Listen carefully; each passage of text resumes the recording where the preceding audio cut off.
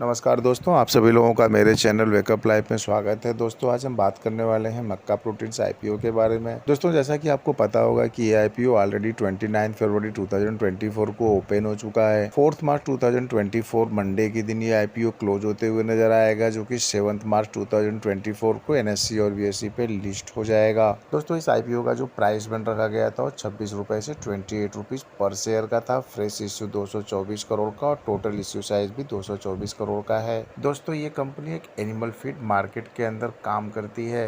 ये कंपनी 2003 में इनकॉर्पोरेट हुई थी और फिश प्रोटीन इंडस्ट्री इंडिया के अंदर ये एक लीडिंग प्लेयर है, जिसका 25 to 30% मार्केट से। फिश प्रोटीन का जो यूज होता है वो एक्वा फीड, पोल्ट्री फीड और पेट फूड में यूज होता है। दोस्तों फिश ऑयल का जो एप्लीकेशन है वो हेल्थ केयर प्रोडक्ट्स, ओमेगा 3 में, शॉप मैन्युफैक्चरिंग, लेदर और पेंट इंडस्ट्रीज में भी होता है। ओमेगा 3 जो कि world wide health care segments में हेल्दी डाइटरी सप्लीमेंट्स के रूप में, हाई न्यूट्रिएंट्स के रूप में काफी ज्यादा डिमांडिंग है वर्ल्ड वाइड। ये कंपनी अपने प्रोडक्ट्स को डोमेस्टिक और 10 अदर कंट्रीज में एक्सपोर्ट करती है। इसके एक्सपोर्ट होने वाली कंट्रीज में Bahrain, Bangladesh, Chile, Indonesia, Malaysia, Myanmar, Philippines, China, Saudi Arabia, South Korea, Oman, Taiwan और वियतनाम है। दोस्तों इस कंपनी की टोटल 6 मैन्युफैक्चरिंग फैसिलिटीज है, जिसमें 4 मैन्युफैक्चरिंग फैसिलिटीज के अंदर और 2 मैन्युफैक्चरिंग फैसिलिटीज इसकी एक फॉरेन सब्सिडरी जो कि ओशियन एक्वेटिक प्रोटीन्स एलएलसी है, ओमान में वहां पे है। दोस्तों इसके अलावा इसकी 3 ब्लेंडिंग फैसिलिटीज और 5 स्टोरेज फैसिलिटीज है इंडिया के अंदर। दोस्तों इसकी सारी फैसिलिटीज एक स्ट्रेटेजिकली लोकेटेड हैं, जो कि कोस्टल लाइन से काफी क्लोज हैं। दोस्तों इस कंपनी में टोटल इसके 414 एम्प्लॉयज हैं जो कि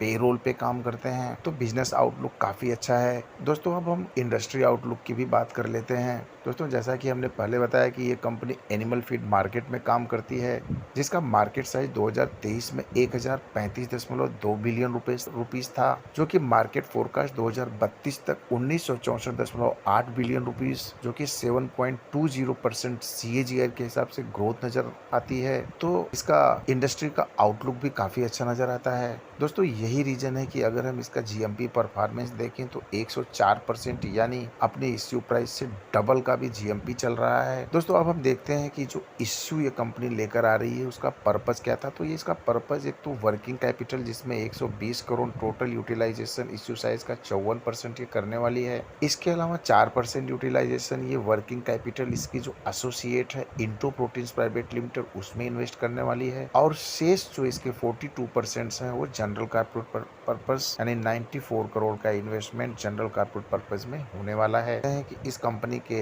अपने खुद के फाइनेंशियल्स कैसे रहे हैं। तो फाइनेंशियल में अगर हम बात करें तो इस कंपनी के असेट हो या रेवेन्यू हो, प्रॉफिट आफ्टर टैक्स देख लें, रिजर्व एंड सरप्लस देख लें, नेटवर्थ देख लें, सबके अंदर एक सिग्निफिकेंट ग्रोथ देखी गई है।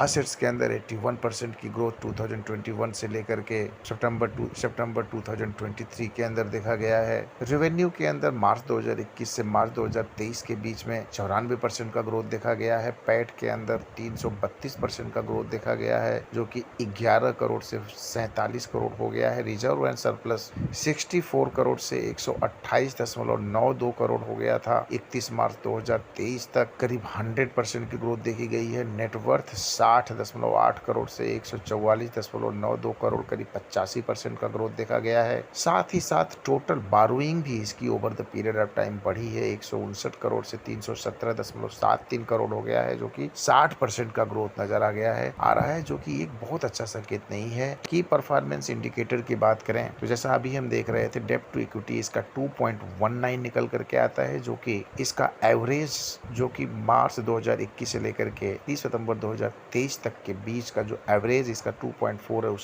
उससे तो कम है, लेकिन फिर भी काफी सिग्निफिकेंट है। 2.19 किसी भी मामले में डेब्ट टू इक्विटी इसका ज्यादा ही कहा जाएगा। नेट प्रॉफिट मार्जिन इसका जो एवरेज 3.6 का है, मार्च 2021 से लेकर के अभी 30 सितंबर 2023 तक इसका जो एवरेज 3.6 का है, वो अभी रिसेंट जो इसका प्रॉफिट मार्जिन आया है 30 सितंबर 2023 में वो 5.4 का है, जो कि एक अच्छा संकेत है। रिटर्न ऑन इक्विटी इसके अपने ही एवरेज 33 से ज्यादा का है, 42.22, जो कि एक अच्छा संकेत है। पीयर्स के साथ कंपैरिजन करते हैं तो दोस्तों इसके पीयर्स में अवंती फीड्स, गोदरेज एग्रोवेट, जील एक्वा और वाटर बेस है। मार्केट कैप के हिसाब से गोदरेज एग्रोवेट 10,069 करोड़, अवंती फीड्स 7,289 करोड़, जील एक्वा 2,429, वाटर बेस 324, वहीं पे मक्का प्रोटीन्स 840 करोड़ रुपए का रहेगा। पी के हिसाब से हम देखें तो इसके पीयर्स का जो एवरेज 25 का है, वहीं मक्का प्रोटीन्स का 13 का है, जो कि वैल्यूएशन पी के हिसाब से काफी रीजनेबल लगता है। प्राइस टू बुक वैल्यू जहां पे पीयर्स का जो एवरेज है वो 3.07 का है, वहीं पे मक्का प्रोटीन्स का 2 है, ये भी काफी फेयरली वैल्यूड दिखता है। डेब्ट टू इक्विटी रेशियो जहां पे 0.9 का है इसके पीयर्स का, वहीं पे इसका 2.2 है, जो कि काफी ज्यादा है। नेट प्रॉफिट मार्जिन जहां पे पूरे पीयर्स का 4.3 का है, वहीं पे मक्का प्रोटीन्स का 5.4 का है, जो कि काफी अच्छा है।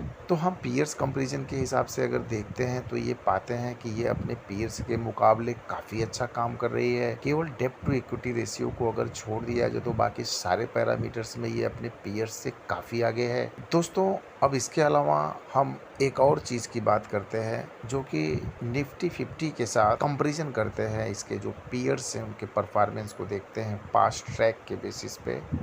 Over the period of time since Inception से हम बात करते हैं तो निफ्टी 50 इसका जो टोटल CAGR परसेंट रहा है वो है 12.1% का, वहीं पे मक्का प्रोटीन्स जो है 10.25% रहा है इसका CAGR, यानी CAGR के हिसाब से निफ्टी 50 से भी नीचे रहा है ये पीयर्स। इसके जो पीयर्स हैं उनके परफॉर्मेंस टॉप से देखा जाए तो निफ्टी 50 बिल्कुल अप ट्रेंड में है और ये हायर एंड हाई बनाया जा रहा है। वहीं पे इसके जो पीयर्स हैं वो 48% नीचे चल रहे हैं। पिछले 5 साल का रिकॉर्ड देखा जाए तो जहां निफ्टी डबल हो गया है, 102.79 का ग्रोथ देखा गया है, वहीं पर पिछले 5 साल के मुकाबले इनके पीयर्स निगेटिव रिटर्न दे रहे हैं, 0.15% का रिटर्न। पिछले एक साल में जहां निफ्टी ने 29.1% का रिटर्न दिया है, वहीं पर इसके पीयर्स ने रीबाउंड किया है और 34.26 का एक बेहतरीन रिटर्न दिया है। तो पिछले 5 साल के ट्रेंड के हिसाब से निफ्टी अप ट्रेंड है, जहां इसने डबल ग्रोथ देखी गई है। ट्रेंड इसका पिछले एक साल का भी अप ट्रेंड है, जहां 29% का ग्रोथ देखा गया है। वहीं पर मक्का प्रोटीन्स के जो पीयर्स हैं वो पिछले एक साल में 34.26 के हिसाब से अप ट्रेंड हैं और पिछले 5 साल के हिसाब से -1.5% के हिसाब से डाउन ट्रेंड देखे गए हैं। परफॉर्मेंस वाइज निफ्टी जहां 83% और वहीं पर मक्का प्रोटीन्स जो है 33% इसका परफॉर्मेंस निकल के आता है जब हम कंपैरिजन करते हैं बेंचमार्क के हिसाब से। ये कंपैरिजन एक बहुत जरूरी कंपैरिजन था इस बात से कि हमें केवल कंपनी का ओवरव्यू ही नहीं देखना है, इंडस्ट्री का ओवरव्यू ही नहीं देखना है, बल्कि पास्ट परफॉर्मेंस भी देखने होंगे। दूसरे पहलू को भी समझना होगा कि किस तरीके से मार्केट में परफॉर्मेंस मिला है, किस तरीके से ये बेंचमार्क के कंपैरिजन में इनका परफॉर्मेंस कैसा रहा है, ताकि आप एक इन्फॉर्म डिसीजन ले पाए। दोस्तों उम्मीद करता हूँ ये वीडियो आपको अच्छी लग रही होगी। अच्छी लग रही हो तो प्लीज लाइक, कमेंट और शेयर कर दीजिए। और दोस्तों मेरा कोई भी रिकमेंडेशन ये नहीं है कि आप इस IPO में पैसे लगाएं या न लगाएं या होल्ड करें, या आप अपने फाइनेंशियल एडवाइजर से जरूर सलाह ले लें। Thanks for watching this video.